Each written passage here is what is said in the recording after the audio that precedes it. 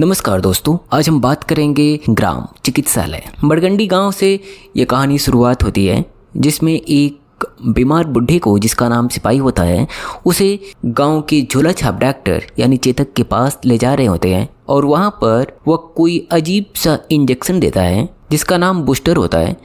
उसको लगाते ही बुढ़ा खड़ा तो होता है लेकिन वहीं पे मर जाता है। कहानी की शुरुआत यहीं से शुरू होती है। अब इसी बड़गंडी गाँव में डॉक्टर एमओ साहब आते हैं, जिनका नाम प्रभात होता है। वो प्राथमिक स्वास्थ्य चिकित्सालय के एमओ होते हैं। उनका यहाँ पे दरअसल ट्रांसफ़र हुआ होता है पहली बार। वो यहाँ पे जब आते हैं अपने कंपाउंडर को फ़ोन करते हैं, जिसका नाम भूटानी होता है, और वह यहाँ पर आने के लिए रास्ता बताता है। जब चिकित्सालय देखने एमओ साहब जाते हैं तो वहाँ जाने के लिए रास्ता तक नहीं होता, क्योंकि रास्ते में जिसका नाम राम अवतार होता है वह वहाँ पे खेती किया रहता है। हालांकि फसल को काटने को बोला, लेकिन उन्होंने साफ साफ मना कर दिया और जहर खाने की धमकी दी। इसलिए वहां से फसल न काटने का भरोसा देकर वह तथा अब प्राथमिक स्वास्थ्य चिकित्सालय के सभी स्टाफ से मिलने की बातें करते हैं तथा अब मधु, वार्ड बॉय, स्वीपर और कंपाउंडर सबसे मिलते हैं तथा हॉस्पिटल के अंदर जाते हैं, जहां हॉस्पिटल की दुर्व्यवस्था दिखती है। पूरे इक्विपमेंट में जंग लगा हुआ होता है, यहाँ तक कि बीपी की मशीन कटी पड़ी होती है। अब यह सब हालत देखने के बाद एक लिस्ट बनाते हैं तथा सारे इक्विपमेंट्स को दोबारा से मंगवाते हैं तथा खेत की कटाई करने की बात करते हैं। खेत की कटाई के समय ही राम अवतार हंगामा कर देता है और लोगों को वहाँ से भागना पड़ता है। इस घटना से एमओ प्रभात का भी निराश होता है और पुलिस स्टेशन जाता है तथा वहाँ पर कंप्लेन लिखवाता है। पुलिस वाला पहले तो समझाता है कि 10 या 15 दिन और रुक जाइए, उसके बाद फसल वो अपने आप काट लेगा। लेकिन एमओ साहब बोलते हैं कि आप एक पुलिस वाले हैं, आखिर सरकारी ज़मीन पर वो खेती कर रहा है, अस्पताल आने तक का रास्ता नहीं है, आप इतना तो करवा सकते हैं। इसके बाद वह पुलिस वाला वहाँ जाकर राम अवतार को धमकी देता है और सुबह तक खेत साफ करने को बोलता है। दूसरे दिन ही सुबह सुबह अब राम अवतार अपने धान को पूरी तरह से काट लेता है तथा आने जाने के लिए रास्ते तक सफाई कर देता है और दूसरी तरफ स्वीपर भी वहां पर भेजकर पूरे अस्पताल को पूरी तरह से साफ सुथरा करवा देता है। अब बात आती है दवा की। तो जब एमओ साहब दवाई मांगते हैं तो पता चलता है दवाई पूरी तरह से गायब है अस्पताल से। कंपाउंडर बताता है कि दवाई यहाँ पर फ्रिज खराब होने के कारण वो अपने घर पे रखा हुआ है। दरअसल दवा कंपाउंडर साहब पूरी तरह से बेच दिए होते हैं। अब एमओ साहब की दवा मांगने के बाद कंपाउंडर भूटानी चेतक के मेडिकल स्टोर जाता है तथा उससे कुछ दवा बची हो उसे वापस मांगता है। उस पर मेडिकल स्टोर उसे साफ साफ मना कर देता है देने से। अब वह डॉक्टर चेतक से मिलता है तथा उससे कुछ पैसे मांगता है ताकि वह दवा को खरीद कर अस्पताल में रख सके, नहीं तो उसकी जॉब चली जाएगी।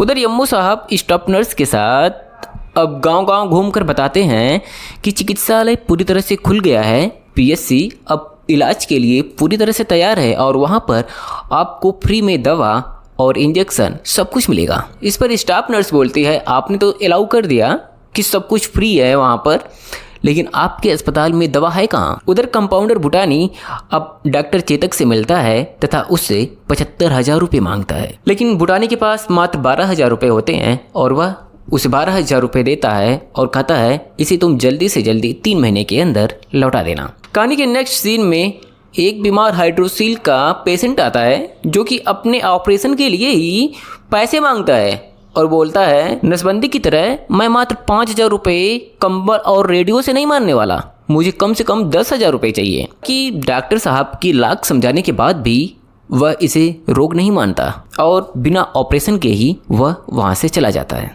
उसी शाम को एमओ साहब को पता चल जाता है कि अब कंपाउंडर भूटानी दरअसल दवाइयों की चोरी करता है और दवा को पूरी तरह से बेच देता है। दरअसल 3 दिन पहले ही दवाओं का एक जत्था आया होता है जो कि पूरी तरह से खत्म हो गया होता है।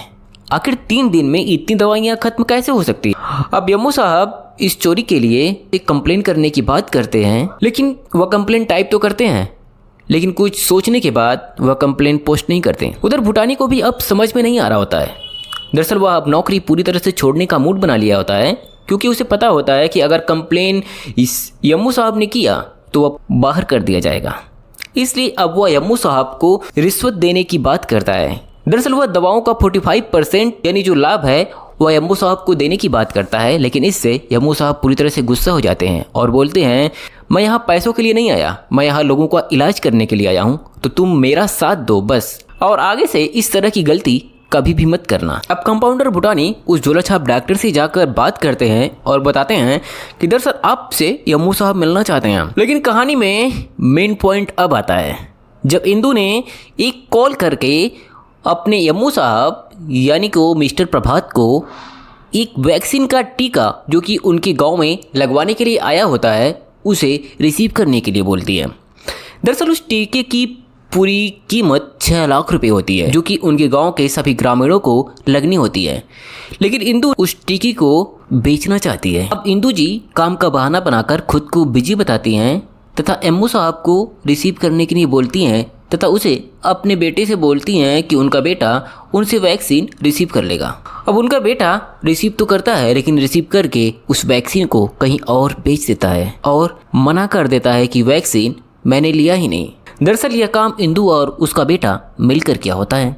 उधर यम्मू साहब को सीएमओ ऑफिस बुलाया जाता है इस वैक्सीन की घटना के बाद, तथा वहाँ पे सीएमओ साहब यम्मू साहब को काफ़ी डांटते हैं और बोलते हैं कि आखिर तुम्हारे अस्पताल में कितने लोग आते हैं इलाज करवाने, इस वैक्सीन घटना का जिम्मेदार कौन है, उसे पूरी तरह से सजा मिलेगी। इसके बाद वह यम्मू खुद को इसका दोषी बताता है तथा वहाँ से घर आता है।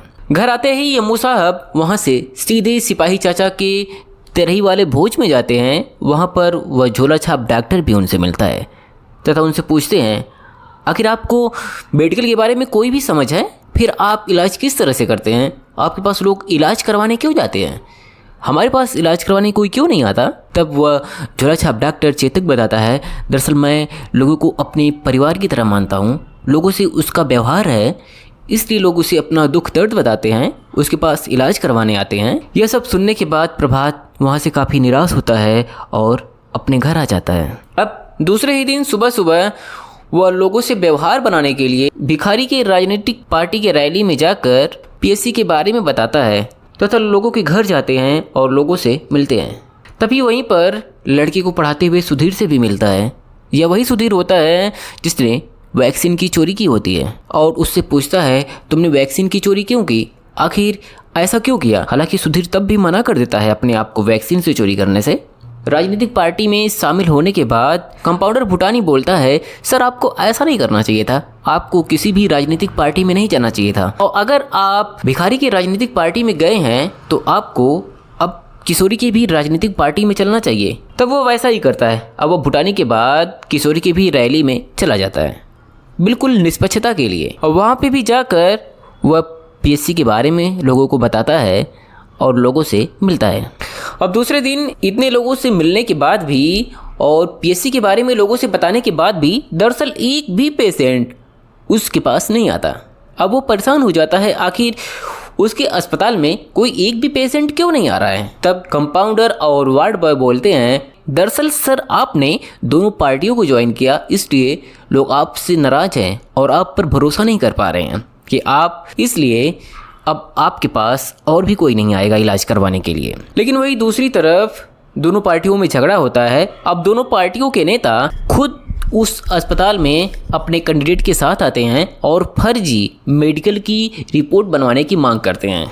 अब लोग डॉक्टर प्रभात के पास फर्जी मेडिकल रिपोर्ट के लिए आते हैं। उधर दूसरी तरफ सुधीर व उसकी माँ को भी दिखाया जाता है तथा बोल रही होती है सुधीर को ध्यान से पढ़ने के लिए तथा लोग उसे चोर न बोले, इसलिए वह किसी भी तरीके से अब इस बार अपनी परीक्षा को पास ही कर ले। उधर फर्जी रिपोर्ट की धमकी देकर दोनों नेता अब वहाँ से चले जाते हैं। उधर धमकी के बाद अब डॉक्टर प्रभात पूरी तरह से फंस जाता है और वार्ड बॉय और अपने कंपाउंडर को गुस्सा करता है कि उसी की वजह से वह पार्टियों में गए थे और अब मारने की धमकी आ रही है।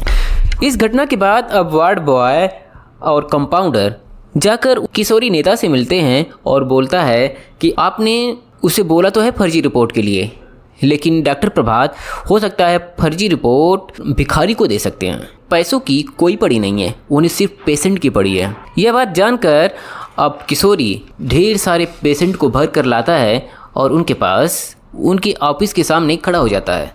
उधर दूसरी तरफ से भिखारी भी ढेर सारे पेशेंट को लाकर उनके पास उनके अस्पताल के सामने खड़ा हो जाता है और बोलता है आपके पास इतने सारे पेशेंट हैं, आप इलाज करिए, लेकिन मुझे भी किसी भी तरीके से फर्जी रिपोर्ट चाहिए। वहाँ पे डॉक्टर प्रभात पूरी तरह से मना कर देता है, बोलता है न तो मैं आपका ही फर्जी रिपोर्ट बनाऊंगा न तो इनका, मैं किसी की भी फर्जी रिपोर्ट नहीं बना सकता, और हाँ ज़बरदस्ती मैं किसी का इलाज भी नहीं करूँगा। जिनको मेरे ऊपर भरोसा है वो आकर मुझसे इलाज करवा सकते हैं, और अगर भरोसा नहीं है तो यहाँ पे इलाज करवाने की कोई ज़रूरत नहीं है। यह बात सुनकर वहाँ से सारे के सारे पेशेंट अब चले जाते हैं। तभी इनके पास सीएमओ का एक कागज़ आता है और यहीं पर यह फर्स्ट पार्ट खत्म होता है।